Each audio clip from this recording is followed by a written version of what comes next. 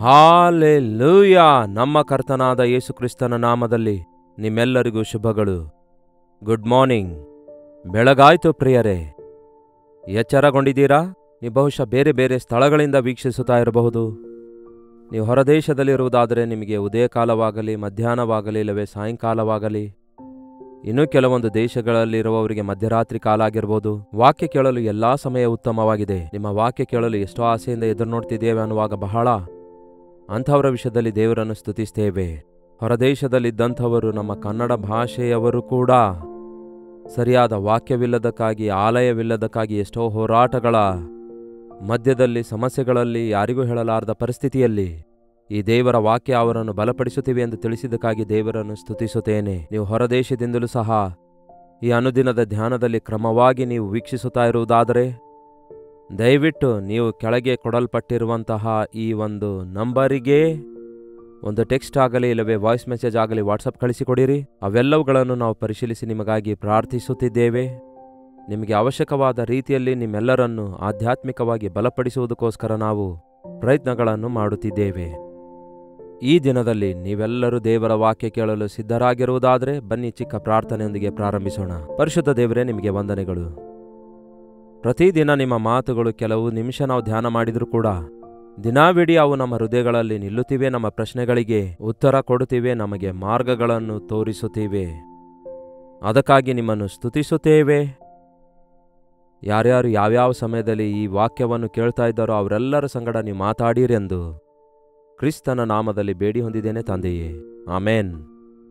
ದೇವರಿಗೆ ಸ್ತೋತ್ರ. ಪ್ರಪಂಚದಲ್ಲಿ ಪರಿಸ್ಥಿತಿಗಳೆಲ್ಲ ಹೇಗಿವೆ ಎಂದು ನಾವು ಕೇಳ್ತಾ ಇದ್ದೇವಲ್ಲವೇ? ಇಸ್ರಾಯೇಲ್ ದೇಶ ಮತ್ತು ಪಾಲಸ್ತೀನ್ ದೇಶಗಳ ನಡುವೆ ಭಯಂಕರವಾದ ಯುದ್ಧ ನಡೆಯುತ್ತಾ ಇವೆ. ಎಷ್ಟೋ ವಿಪರೀತವಾಗಿ ಆಫ್ಟರ್ 50 years ಇಷ್ಟೊಂದು ಭಯಂಕರವಾದ ವಿರೋಧವು ಇಲ್ಲವೇ ಯುದ್ಧವು ಅವರಿಗೆ ಮತ್ತೊಮ್ಮೆ ಎದ್ದಿದೆ. ಎಷ್ಟೋ ಜನ ಮರಣ ಹೊಂದುತ್ತಿದ್ದಾರೆ. ಎಷ್ಟು ಘೋರಕರವಾದ ಪರಿಸ್ಥಿತಿಗಳು ಎದುರಾಗ್ತಿವೆ ಎಂದು ಕೇಳಿ ಹೃದಯ ಕದಲುತ್ತಿದೆಯಲ್ಲವೇ? ಗತಕಾಲದಲ್ಲಿ ಅಫ್ಘಾನಿಸ್ತಾನದಲ್ಲಿ ಭೂಕಂಪ ಬಂದು ಎಷ್ಟೋ ಸಾವಿರಾರು ಜನ ಮರಣ ಹೊಂದಿದ್ರು. ಇವೆಲ್ಲ ನೋಡುತ್ತಿರುವಾಗ ನಿಮಗೇನು ನೆನಪಾಗುತ್ತೆ? ಯೇಸು ಹೇಳಿರುವ ಮಾತುಗಳು ನೆನಪಾಗುವುದಿಲ್ಲವೋ? ಯುದ್ಧಗಳಾಗುವವು ಎಂಬ ಸಮಾಚಾರ ನೀವು ಕೇಳಿಸಿಕೊಳ್ಳುವಿರಿ. ಭೂಕಂಪ ಅಲ್ಲಲ್ಲಿ ಉಂಟಾಗುವವು. ಅಕ್ರಮ ವಿಸ್ತರಿಸುವುದು, ಪ್ರೀತಿ ತಣ್ಣಗಾಗುವುದು, ದ್ವೇಷ ಹೆಚ್ಚಾಯಿತು, ಅಸೂಯೆ ಹೆಚ್ಚಾಯಿತು, ಅಕ್ರಮ ಹೆಚ್ಚಾಯಿತು. ಇಂತಹ ಸಮಯದಲ್ಲಿ ಬಹಳಷ್ಟು ಜನರಿಗೆ ಒಂದು ವಿಧವಾದ ಆಂಗ್ಸೈಟಿ, ಆತುರತೆ. ಏನಾಗ್ತದೋ, ನನ್ನ ಸಂಗತಿ ಏನಾಗ್ತದೋ ಅಂದುಕೊಳ್ತಾರೆ. ನಮ್ಮ ಸಂಗತಿ ಏನೆಂದು ನಾವು ಚಿಂತಿಸದೆ ನಮಗೇನು ತೊಂದರೆ ಇಲ್ಲ, ನಾವು ಬೇರೆ ದೇಶದಲ್ಲಿದ್ದೇವೆ ಅಂದ್ಕೊಳ್ತೇವೆ. ಪ್ರಸ್ತುತ ದಿನಮಾನಗಳಲ್ಲಿ ಪ್ರಪಂಚದಲ್ಲಿ ಎಲ್ಲಿ ಏನೇ ನಡೆದರೂ ಕೂಡ ಅದು ಎಲ್ಲರ ಮೇಲೆ ಪರಿಣಾಮ ಬೀರುತ್ತಲೇ ಇದೆ. ಗತದಲ್ಲಿ ನೋಡಿದೇವಲ್ಲವೇ, ಕೊರೋನಾ ವೈರಸ್ ಬಂದಾಗ ಎಲ್ಲೋ ಯಾವುದೋ ಒಂದು ದೇಶದಲ್ಲಿ ಹುಟ್ಟಿತು, ಆದರೆ ಪ್ರಪಂಚದಲ್ಲೆಲ್ಲ ಅದರ ಎಫೆಕ್ಟ್ ಈ ದಿನಕ್ಕೂ ಕೂಡ ಎಷ್ಟೋ ವ್ಯಾಪಾರಗಳು ದಿವಾಳಿಯದ್ದಿವೆ. ಎಷ್ಟೋ ಜನರು ತಮ್ಮ ಪ್ರಿಯರನ್ನು ಕಳ್ಕೊಂಡಿದ್ದಾರೆ. ನಮ್ಮ ಪಕ್ಕದ ಮನೆಗೆ ಬೆಂಕಿ ಅಂಟಿಕೊಂಡಾಗ ನಮ್ಗ್ಯಾಕೆ ಬೇಕು ಅಂದುಕೊಂಡು ಕೂತ್ಕೊಂಡ್ರೆ ಅದು ನಮ್ಮ ಮನೆಗೂ ಬೆಂಕಿ ಅಂಟ್ಕೊಳ್ಳುತ್ತಲ್ಲವೇ? ಹಾಗಂತ ಏನು ಮಾಡಬೇಕು? ಗಾಬರಿಗೊಂಡವರಾಗಿ ಗಂಟು ಮೂಟೆ ಕಟ್ಕೊಂಡು ಎಲ್ಲಾದರೂ ಹೋಗಿ ಇರೋಣ ಅಂದರೆ ಎಲ್ಲಿ ಸುರಕ್ಷತೆ ಇದೆ? ಆ ದೇಶದಲ್ಲಿಲ್ಲ, ಈ ದೇಶದಲ್ಲಿದೆ, ಇಲ್ಲಿಲ್ಲ, ಅಲ್ಲಿದೆ ಎಂದು ಅಲ್ಲಿಗೆ ಇಲ್ಲಿಗೆ ಓಡಿ ಹೋದಾಗಿಯೂ ಕೂಡ ಎಲ್ಲಿ ಯಾರಿಗೆ ಏನಾಗ್ತದೆ ಎಂದು ಯಾರಿಗೆ ಗೊತ್ತಿಲ್ಲದ್ದರಿಂದ ದಾವೀದನಂತಹ ಭಕ್ತನೇ, ದೇವರೇ ನೀನೇ ನನ್ನ ಆಶ್ರಯ, ನಿನ್ನ ಬಳಿಗೆ ಓಡಿ ಬರುತ್ತೇನೆ ಎಂದು ಹೇಳ್ತಾನೆ. ಅದನ್ನು ನಾವು ಕಲಿಯಬೇಕು. ನಾವು ಕರ್ತನ ಮೇಲೆ ನಂಬಿಕೆ ಇಟ್ಟವರಾಗಿ ಕರ್ತನಿಗೆ ನಮ್ಮ ಜೀವಿತವನ್ನು ಒಪ್ಪಿಸಿಕೊಡುವುದಾದರೆ ವಾಕ್ಯ ಹೇಳುತ್ತೆ, ಯಾವನು ನಿನ್ನ ಮೇಲೆ ಆತುಕೊಳ್ಳುವನೋ ಅವನಿಗೆ ಪೂರ್ಣ ಶಾಂತಿ ದಯಪಾಲಿಸುವಿ ಎಂದು ವಾಕ್ಯ ಹೇಳುತ್ತೆ. ನೀವು ಯಾರನ್ನು ನಂಬುತ್ತಾ ಇದ್ದೀರಿ? ಸರ್ಕಾರವನ್ನು, ಆಯುಧಗಳನ್ನು, ದೇಶಗಳನ್ನು, ಅಧಿಕಾರಿಗಳನ್ನು? ಕರ್ತನಾದ ಯೇಸು ಸರ್ವಾಧಿಕಾರಿಯುಳ್ಳಾತನಾಗಿದ್ದಾರೆ. ಸಮಸ್ತವನ್ನು ಅರಿತ ದೇವರಾಗಿದ್ದಾರೆ. ಆತನ ಕೈಯಲ್ಲಿ ನಾವಿರುವಾಗ ಸುರಕ್ಷಿತರಾಗಿರುತ್ತೇವೆ. ಬೈಬಲ್ನಲ್ಲಿ ಬೆಲ್ಶಚ್ಚರನು ಎಂಬ ಒಬ್ಬ ರಾಜನಿದ್ದನು. ನಿಮಗೆ ಗೊತ್ತಾ ಆ ಹೆಸರು? ಬೆಲ್ಶಚ್ಚರನು ಅಂದರೆ ಈ ರಾಜನ ಕುರಿತಾಗಿ ದಾನಿಯೇಲನ ಪುಸ್ತಕದಲ್ಲಿ ನಾವು ನೋಡ್ತೇವೆ. ಈ ಒಬ್ಬ ಬೆಲ್ಶಚ್ಚರನು ನೆಬೂಕದ್ನೆಚ್ಚರನ ಮಗನು. ಈ ನೆಬೂಕದ್ನೆಚ್ಚರನಿಗೆ ದೇವರೇ ಹೆಚ್ಚಿಸುತ್ತಾರೆ. ಅವನು ಗರ್ವಪಟ್ಟಾಗ ಮೊದಲೇ ಎಚ್ಚರಿಸಿದ್ರೂ ಕೂಡ, ನೀನು ಮೃಗವಾಗಿ ಹುಲ್ಲು ತಿನ್ನುವಿ ಎಂದು ಹೇಳಿದ್ರೂ ಕೂಡ, ಇದು ನನ್ನ ಬಲ, ನನ್ನ ಪರಾಕ್ರಮ ಎಂದು ಅವನು ಅತಿಶಯಪಟ್ಟಾಗ ಕಾಡು ಮೃಗ ಆಗುತ್ತಾನೆ, ದೇಶದಿಂದ ಧಿಕ್ಕರಿಸಲ್ಪಡ್ತಾನೆ, ಅರಣ್ಯದಲ್ಲಿ ಬದುಕಿರುವಂತೆ ನಾವು ನೋಡ್ತೇವೆ. ಆದರೆ ಅವನು ಪಶ್ಚಾತ್ತಾಪ ಪಟ್ಟಾಗ ಅವನು ತಿರುಗಿ ತನ್ನ ರಾಜ್ಯವನ್ನು ಪಡೆದುಕೊಳ್ತಾನೆ. ಅದೆಲ್ಲವನ್ನು ನೋಡ್ತಾ ಇದ್ದ ಅವನ ಮಗನಾದ ಬೆಲ್ಶಚ್ಚರನು. ಈಗ ಆ ಬೆಲ್ಶಚ್ಚರನು ರಾಜನಾಗ್ತಾನೆ. ಅವನೇನ್ ಮಾಡಬೇಕು? ಯಾವ ದೇವರು ಅವನ ತಂದೆಗೆ ತನ್ನ ರಾಜ್ಯವನ್ನು ತಿರುಗಿ ಅನುಗ್ರಹಿಸಿದ್ರೋ ಮತ್ತು ತನ್ನ ತಂದೆಯ ನಂತರ ಇವನು ರಾಜನಾದಾಗ ಆ ದೇವರಿಗೆ ಘನಪಡಿಸಬೇಕು. ಆದರೆ ಬೆಲ್ಶಚ್ಚರನು 1000 ಮಂದಿಯನ್ನು ಆಹ್ವಾನಿಸಿ ತಿನ್ನುತ್ತಾ ಕುಡಿಯುತ್ತಾ ಔತಣ ಮಾಡುತ್ತಾ ಉಪಪತ್ನಿಯರನ್ನು ಅವನು ಕರೆಸಿಕೊಂಡು ದ್ರಾಕ್ಷರಸವನ್ನು ಕುಡಿಯುತ್ತಾ, ಅದು ಕೂಡ ಸಾಲದೆ ದೇವರ ಆಲಯದಲ್ಲಿರುವ ಉಪಕರಣಗಳನ್ನು ತರಿಸಿ ಅದರಲ್ಲಿ ದ್ರಾಕ್ಷರಸವನ್ನು ಕುಡಿದಾಗ ದೇವರು ಅದನ್ನು ನೋಡಿ ಮೌನವಾಗಿರಲಿಲ್ಲ. ಪಾಪವನ್ನು ಅಸಹಿಸುವಾತನಾಗಿದ್ದಾರೆ. ನಮ್ಮನ್ನು ರಕ್ಷಿಸಬೇಕೆಂದು ಆಶಿಸುವಾಗ ನಮ್ಮನ್ನು ನಾವು ನಾಶನ ಮಾಡಿಕೊಳ್ಳುತ್ತಾ ಇರುವುದನ್ನು ನೋಡಿ ಆತನು ಮೌನವಾಗಿ ಕೂತ್ಕೊಳ್ಳಲ್ಲ. ಆ ದೇವರ ಹಸ್ತ ಬಂದು ಮೆನೆ ಮೆನೆ ತೆಕೆಲು ಫಾರ್ಸೀನ್ ಎಂಬ ಒಂದು ಮಾತು ಗೋಡೆಯ ಮೇಲೆ ಬರೆಯಲಾಯಿತು. ಅದು ಅವನಿಗೆ ಅರ್ಥ ಆಗಲಿಲ್ಲ. ಆದರೆ ಆ ಅಕ್ಷರಗಳನ್ನು ಅವನು ನೋಡುವಾಗ ಗಡಗಡವೆಂದು ನಡುಗುತ್ತಾನೆ. ಅದೇನಾಗಿರಬಹುದು ಎಂದು ತಿಳಿದುಕೊಳ್ಳಲು ತನ್ನ ರಾಜ್ಯದಲ್ಲಿರುವ ಮಂತ್ರಗಾರರನ್ನು, ಶಾಸ್ತ್ರಿಗಳನ್ನು, ಅವರೆಲ್ಲರನ್ನು ಕರೆಸುತ್ತಾನೆ.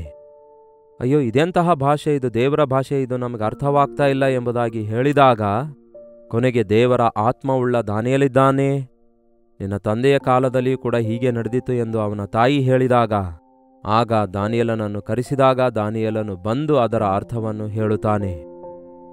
ನಿನಗೆ ರಾಜ್ಯವನ್ನು ಕೊಡ್ತೇನೆ, ಬಂಗಾರದ ಆಭರಣ ಕೊಡ್ತೇನೆ, ಇದರ ಅರ್ಥ ಹೇಳು ದಾನಿಯೇಲನೇ ಅಂದಾಗ ನಿನ್ನ ಬಹುಮಾನ ನಿನ್ನ ಹತ್ರವೇ ಇಟ್ಕೋ, ನಾನು ಪ್ರಾರ್ಥನೆ ಮಾಡಿ ದೇವರು ತಿಳಿಸಿದ್ದನ್ನು ಹೇಳುತ್ತೇನೆ ಎಂದು ಹೇಳಿ ಪ್ರಾರ್ಥಿಸಿ ಈ ರೀತಿಯಾಗಿ ಹೇಳ್ತಾನೆ. ನೋಡೋಣ ಬನ್ನಿ. ದಾನಿಯೇಲನ ಪುಸ್ತಕ 5ನೇ ಅಧ್ಯಾಯ, ಇದರಲ್ಲಿ ಒಂದು ವಚನ ನೋಡೋಣ ಬನ್ನಿ. ನಿಮಗೆ ಸಮಯ ಸಿಕ್ಕಾಗ ಇಡೀ ಅಧ್ಯಾಯವನ್ನು ಓದಿ ಧ್ಯಾನ ಮಾಡಿ. ಸದ್ಯಕ್ಕೆ 21ನೇ ವಚನದಿಂದ ಓದೋಣ. ಅವನನ್ನು ರಾಜ ಶಾಸನದಿಂದ ತಳ್ಳಿ ಮಾನವನ್ನು ತೆಗೆದುಬಿಟ್ಟನು. ಅವನು ನರಜಾತಿಯವರೊಳಗಿಂದ ನೂಕಲ್ಪಟ್ಟನು. ಅವನ ಬುದ್ಧಿಯು ಮೃಗದ ಬುದ್ಧಿಯಂತಾಯಿತು. ಕಾಡೆ ಕತ್ತೆಗಳೊಂದಿಗೆ ವಾಸಿಸಿದನು. ಪರಾತ್ಪರನಾದ ದೇವರು ಮನುಷ್ಯರ ರಾಜ್ಯದಲ್ಲಿ ರಾಜನಾಗಿ ಅವರ ಮೇಲೆ ತನಗೆ ಬೇಕಾದವರನ್ನು ನೇಮಿಸುತ್ತಾನೆ ಎಂಬುದು ಅವನಿಗೆ ತಿಳಿದು ಬರುವ ತನಕ ದನಗಳಂತೆ ಹುಲ್ಲು ಮೇಯುವುದೇ ಅವನ ಗತಿಯಾಯಿತು. ಆಕಾಶದ ಇಬ್ಬನಿಯು ಅವನನ್ನು ತೋಯಿಸುತ್ತಿತ್ತು. ಬೆಲ್ಶಚ್ಚರನೇ, ಅವನ ಮಗನಾದ ನೀನು ಇದೆಲ್ಲ ತಿಳಿದುಕೊಂಡರೂ ನಿನ್ನ ತಂದೆಯ ವಿಷಯದಲ್ಲಿ ಜೀವಸ್ವರೂಪನಾದ ದೇವರು ಏನು ಮಾಡಿದ್ದಾರೆ ಎಂದು ನೀನು ತಿಳಿದುಕೊಂಡರೂ ಕೂಡ ದೇವರಿಗೆ ತಿರುಗಿ ಬಿದ್ದಾಗ ಏನಾದನೆಂದು ಮತ್ತು ತಪ್ಪು ಗ್ರಹಿಸಿಕೊಂಡು ದೇವರಿಗೆ ವಿಧೇಯನಾದಾಗ ಏನಾದನೆಂದು, ಆ ದೇವರು ಎಷ್ಟು ಶಕ್ತಿಯುಳ್ಳಾತನು, ಕರುಣೆಯುಳ್ಳಾತನು, ಪ್ರೀತಿಯುಳ್ಳಾತನು ಎಂದು ಅರಿತುಕೊಂಡರೂ ಕೂಡ ನಿನ್ನ ಮನಸ್ಸನ್ನು ತಗ್ಗಿಸಿಕೊಳ್ಳಲಿಲ್ಲ. ಪರಲೋಕದೊಡೆಯನಿಗೆ ವಿರುದ್ಧವಾಗಿ ನಿನ್ನನ್ನು ಹೆಚ್ಚಿಸಿಕೊಂಡಿ. ಎಷ್ಟು ಭಯಂಕರ ನೋಡಿ.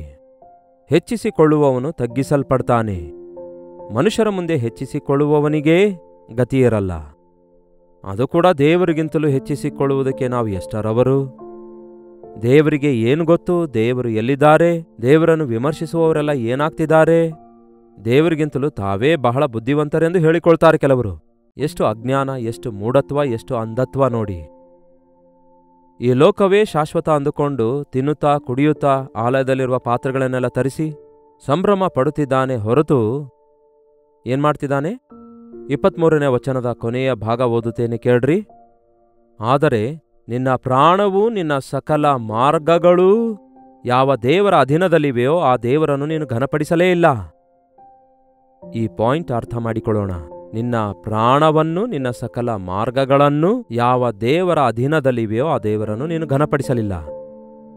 ನಿಮಗೆ ಪ್ರಾಣ ಇದೆಯಾ? ನಮಗೆ ಪ್ರಾಣ ಇದೆಯಲ್ಲವೇ? ಪ್ರಾಣ ಇದ್ದಿದ್ದಕ್ಕೆ ಬದುಕುತ್ತಿದ್ದೇವೆ. ಪ್ರಾಣ ಹೋದಂಥವರು ಶವವಾಗಿ ಬಿದ್ದೋಗ್ತಾರೆ, ಸಮಾಧಿಗೆ ಸೇರುತ್ತಾರೆ, ಮಣ್ಣಾಗ್ತಾರೆ, ಇಲ್ಲವೇ ಬೂದಿಯಾಗ್ಬಿಡ್ತಾರೆ. ಪ್ರಾಣ ಬಹಳ ಮುಖ್ಯವಾಗಿದೆ. ಒಬ್ಬನು ಸರ್ವಲೋಕವನ್ನೇ ಸಂಪಾದಿಸಿಕೊಂಡು ಪ್ರಾಣ ನಷ್ಟಪಟ್ಟರೆ ಅವನಿಗೇನು ಪ್ರಯೋಜನ?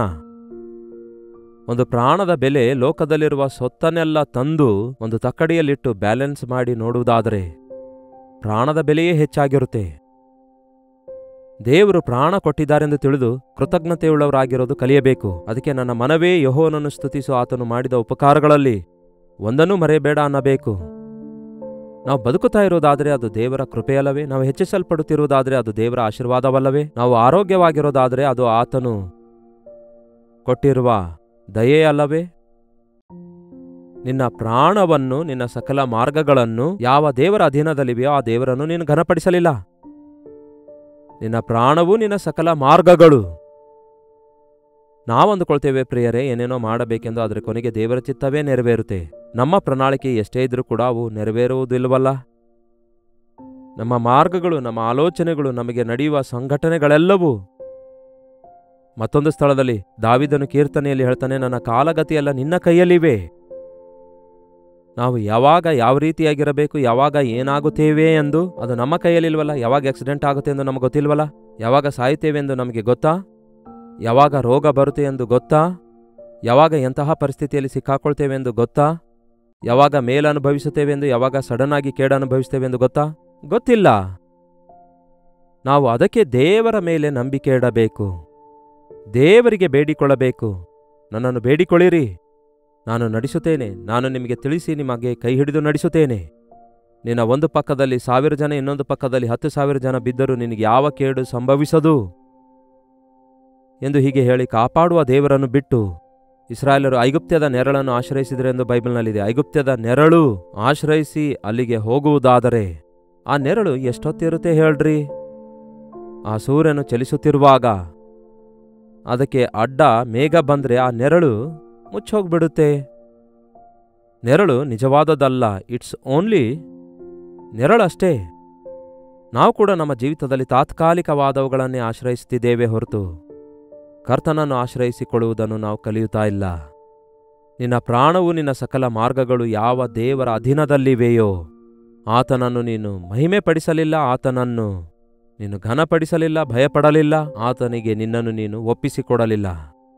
ಈ ದಿನ ಅನೇಕರ ಪರಿಸ್ಥಿತಿಯೂ ಹಾಗೆಯೇ ಇದೆ.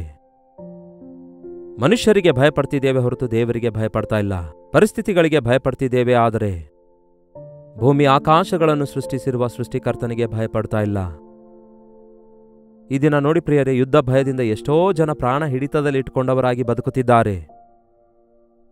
ಆ ರಷ್ಯಾ ಯುಕ್ರೇನಿನ ಮಧ್ಯದಲ್ಲಿನ ಯುದ್ಧ ಇನ್ನೂ ಮುಂದುವರಿಯುತ್ತಲೇ ಇದೆ. ಮತ್ತೆ ಈಗ ಇಸ್ರಾಯೇಲ್ ದೇಶದ ಮೇಲೆ ಆದ ಭಯಂಕರವಾದ ದಾಳಿಯಿಂದ ನಮಗೆ ಅಟ್ಯಾಕ್ ಮಾಡಿದ್ದಕ್ಕೆ ಪ್ರತಿಯಾಗಿ ಅಟ್ಯಾಕ್ ಮಾಡುತ್ತೇವೆ ಎಂಬುದಾಗಿ ಎಷ್ಟೋ ಜನ ಹಸುಕೂಸುಗಳು, ವೃದ್ಧರು, ಸ್ತ್ರೀಯರು, ಮಕ್ಕಳು, ದೇಶದ ನಾಗರಿಕರು ಸಾಯ್ತಾ ಇದ್ದಾರೆ. ಆರ್ಮಿಯಲ್ಲಿರುವಂತಹ ಸೈನಿಕರು ಸತ್ರೆ ಅದು ಬೇರೆ ವಿಷಯ, ಆದರೆ ಸಾಮಾನ್ಯರ ಮೇಲೆ ಅದು ಎಫೆಕ್ಟ್ ಆಗ್ತಿದೆ. ಇಂತಹ ಪರಿಸ್ಥಿತಿಯಲ್ಲಿ ದೇವರಿಗೆ ಸಮಸ್ತವೂ ಗೊತ್ತು. ದೇವರು ಅನುಮತಿಸಿದ ಹೊರತು ಯಾವುದೂ ನಡೆಯಲ್ಲ. ಇಂತಹ ಪರಿಸ್ಥಿತಿಗಳಲ್ಲಿ ಸುರಕ್ಷಿತವಾಗಿ ನೀವು ಒಂದು ವೇಳೆ ಇರಬೇಕಾದ್ರೆ ದೇವರನ್ನು ಆಶ್ರಯಿಸಬೇಕು. ಆದರೆ ಈ ದಿನ ದೇವರಲ್ಲದವುಗಳಿಗೆ ನಮಸ್ಕರಿಸುವವರು, ಭವಿಷ್ಯದ ಕುರಿತು ಭಯವೇ ಇಲ್ಲದಂತೆ ತಿನ್ನುತ್ತಾ ಕುಡಿಯುತ್ತಾ ಕುಣಿದಾಡುವಂಥವರು, ಈ ಲೋಕವೇ ಶಾಶ್ವತ ಅಂದುಕೊಂಡು ಆಸ್ತಿ ಪಾಸ್ತಿಗಳನ್ನು ಸಂಪಾದಿಸಿಕೊಳ್ಳುವಂಥವರು, ದೇವರನ್ನು ಸ್ತುತಿಸಲಾರದೆ ಈ ಲೋಕದಲ್ಲಿರುವವುಗಳನ್ನೇ, ಪ್ರಾಮುಖ್ಯವಾಗಿ ಅವುಗಳೇ ದೇವರೆಂದು ಪೂಜಿಸುವಂಥದ್ದು ಎಂತಹ ವಿಷಾದವಾದ ಸಂಗತಿಯಾಗಿದೆ ನೋಡಿ. ಬೆಲ್ಶಚ್ಚರನಿಗೆ ಇದೆಲ್ಲ ಗೊತ್ತು. ತನ್ನ ತಂದೆಗೆ ಏನಾಯ್ತೆಂಬ ಸಂಗತಿ ಗೊತ್ತಿತ್ತು. ದೇವರು ಅವನ ತಂದೆಗೆ ಕೊಟ್ಟ ಬಿಡುಗಡೆ ಕುರಿತು ಗೊತ್ತು. ಆದಾಗ್ಯೂ ಕೂಡ ದೇವರು ಅವನಿಗೆ ಮಾಡಿದ ಉಪಕಾರಗಳಿಗಾಗಿ ದೇವರನ್ನು ಸ್ತುತಿಸದೆ ತನ್ನ ಅಧಿಪತಿಗಳನ್ನು, ಉಪಪತ್ನಿಯರನ್ನು ಕರೆಸಿಕೊಂಡು ಕುಡಿಯುತ್ತಾ ನಾಟ್ಯವಾಡುತ್ತಾ ಇಷ್ಟ ಬಂದಂತೆ ಬದುಕುವಾಗ ದೇವರ ಉಗ್ರತೆ ಇಳಿದು ಬಂತು. ದೇವರ ಎಚ್ಚರಿಕೆ ಬಂತು. ಮೆನೆ ಮೆನೆ ತೆಕೆಲು ಫಾರ್ಸಿನ ಅಂದರೆ ತಕ್ಕಡಿಯಲ್ಲಿಟ್ಟು ನಿನ್ನನ್ನು ತೂಕ ಮಾಡಿದಾಗ ನೀನು ಕಡಿಮೆಯಾಗಿ ಕಂಡುಬಂದಿ. ದೇವರು ಲೆಕ್ಕವನ್ನು ನೋಡಿ ಮುಗಿಸುತ್ತಾರೆ. ನಿನ್ನ ರಾಜ್ಯವು ನಿನ್ನಿಂದ ತೆಗೆದು ಹಾಕಲ್ಪಡುತ್ತದೆ ಎಂದು ಹೇಳಿದಾಗ, ದೇವರೇ ನನ್ನಿಂದ ತಪ್ಪಾಯ್ತು, ನನ್ನನ್ನು ಕ್ಷಮಿಸಿರಿ ಎಂದು ಬೇಡಿಕೊಂಡಿದ್ದೇ. ಆದರೆ ಇಲ್ಲಿ ಬೆಲ್ಶಚ್ಚರನ ಮೇಲೆ ಬರಲಿಕ್ಕಿರುವ ಕೇಡು ತೊಲಗಿಸಲ್ಪಡ್ತಾ ಇತ್ತು.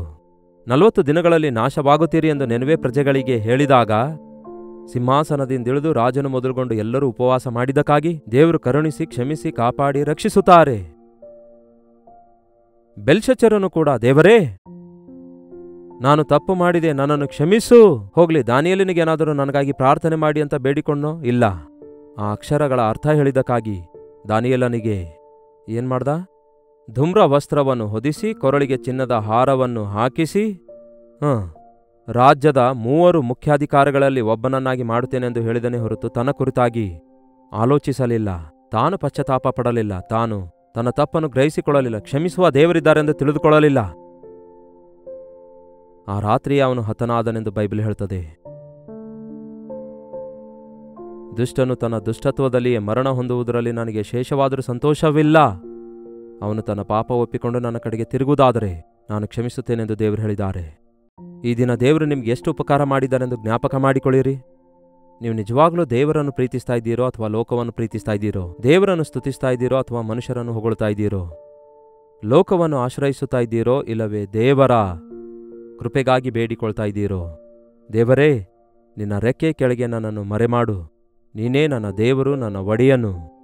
ನಿನಗೆ ಗೊತ್ತಾಗದಂತೆ ನನಗೆ ಯಾವ ಅಪಕಾರ ಉಂಟಾಗೋದಿಲ್ಲ. ನಿನ್ನನ್ನೇ ಆಶ್ರಯಿಸುತ್ತಿದ್ದೇನೆ. ನನ್ನ ಕಾಲಗತಿಗಳು ನಿನ್ನ ಕೈಯಲ್ಲಿವೆ.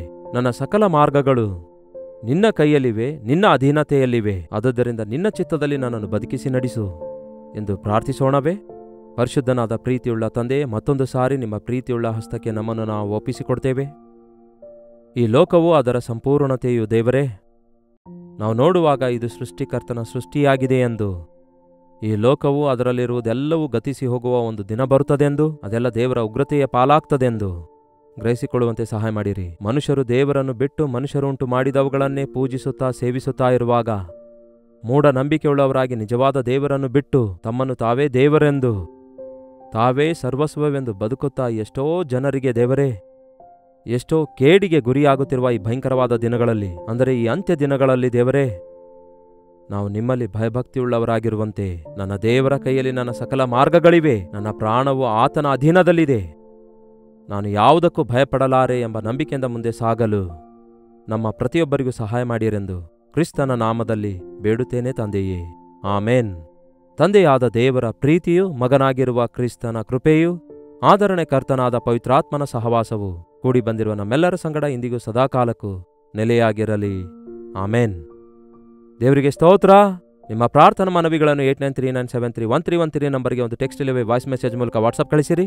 ನೀವು ಇತರ ದೇಶದಿಂದಲೂ ಸಹ ವೀಕ್ಷಿಸುವುದಾದರೆ ನಿಮ್ಮ ಪ್ರಾರ್ಥನಾ ಮನವಿಗಳನ್ನು ಇದೇ ನಂಬರ್ಗೆ ಕಳಿಸಿಕೊಡಿರಿ. ನೀವು ಈ ಕಾರ್ಯಕ್ರಮ ವೀಕ್ಷಿಸಿದಾಗೆಲ್ಲ ದಯಮಾಡಿ ಲೈಕ್ ಬಟನ್ ಅನ್ನು ಒತ್ತಿರಿ, ಇತರರಿಗೆ ಶೇರ್ ಮಾಡಿರಿ, ಅವರು ವೀಕ್ಷಿಸುತ್ತಾರೆ. ನಿಮ್ಮ ಹೆಸರು ಊರು ಕಾಮೆಂಟ್ ಸೆಕ್ಷನ್ನಲ್ಲಿ ಬಂದು ಟೈಪ್ ಮಾಡಿರಿ. ಅವುಗಳನ್ನೆಲ್ಲ ವೀಕ್ಷಿಸಿ ನಿಮಗಾಗಿ ನಾವು ಪ್ರಾರ್ಥಿಸ್ತೇವೆ. ನೀವೆಲ್ಲರೂ ಆಧ್ಯಾತ್ಮಿಕವಾಗಿ ಬಲಗೊಳ್ಳಬೇಕು. ಈ ಅಂತ್ಯಕಾಲದಲ್ಲಿ ನಮ್ಮನ್ನು ಸೃಷ್ಟಿಸಿರುವ, ನಮಗಾಗಿ ಪ್ರಾಣ ಕೊಟ್ಟಿರುವ ನಮ್ಮ ಕರ್ತನಾದ ಯೇಸುವಿನಲ್ಲಿ ನಂಬಿಕೆ ಇಟ್ಟು ಆತನೇ ನಮ್ಮೆಲ್ಲರನ್ನು ಕಾಪಾಡುವಾತನಾಗಿದ್ದಾನೆಂದು ನಂಬಿಕೆ ಇಟ್ಟವರಾಗಿ ನಾವು ಮುಂದಕ್ಕೆ ಸಾಗಬೇಕೆನ್ನುವುದು ನಿಮ್ಮೆಲ್ಲರಿಗೆ ತಿಳಿಸಿ ಜ್ಞಾಪಕಗೊಳಿಸುವುದಕ್ಕಾಗಿ ದಿನಾಲೂ ಹೀಗೆ ದೇವರ ವಾಕ್ಯ ತರ್ತಿದ್ದೇವೆ. Doctor Jaipal Kannada YouTube channel ಇದುವರೆಗೂ ಸಬ್ಸ್ಕ್ರೈಬ್ ಮಾಡಿಕೊಳ್ಳದಿದ್ದರೆ ಹಿಂದೆ ಸಬ್ಸ್ಕ್ರೈಬ್ ಮಾಡಿಕೊಳ್ಳಿರಿ. ಲೈವ್ ಚಾಟ್ನಲ್ಲಿ ನಿಮ್ಮ ಹೆಸರು ಟೈಪ್ ಮಾಡುವುದನ್ನು ಮರೆಯಬೇಡಿ. ಮತ್ತು ಇನ್ನೂ ಹೆಚ್ಚೆಚ್ಚಾಗಿ ನಿಮ್ಮನ್ನು ಈ ರೀತಿಯಾಗಿ ದೇವರ ವಾಕ್ಯದಿಂದ ಈ ಕಾರ್ಯಕ್ರಮದ ಮೂಲಕ ನಿಮ್ಮನ್ನು ಬಲಪಡಿಸುವ ಹಾಗೆ ಪ್ರಾರ್ಥನೆ ಮಾಡಿರಿ. ನಮ್ಮ ಕಲ್ವರಿ ಈ ಸೇವೆಗಾಗಿ ಕೂಡ ಪ್ರಾರ್ಥಿಸಿರಿ. ಕರ್ತನು ನಿಮ್ಮನ್ನು ಪ್ರೇರೇಪಿಸುವುದಾದರೆ ನಿಮ್ಮ ಕಾಣಿಕೆಯನ್ನು ಕಳಿಸಿ ಈ ಸೇವೆಯಲ್ಲಿ ಪಾಲುಗಾರರಾಗಿರಿ. ಕರ್ತನ ಚಿತ್ತವಿರುವುದಾದರೆ ಮತ್ತೆ ನಾಳೆ ಇದೇ ಅನುದಿನದ ಧ್ಯಾನ ಎಂಬ ಕಾರ್ಯಕ್ರಮದಲ್ಲಿ ಮತ್ತೆ ಭೇಟಿಯಾಗೋಣ. ಅಲ್ಲಿವರೆಗೂ ದೇವರ ಮಹಾಕೃಪೆ ನಿಮ್ಮೆಲ್ಲರೊಂದಿಗಿರಲಿ.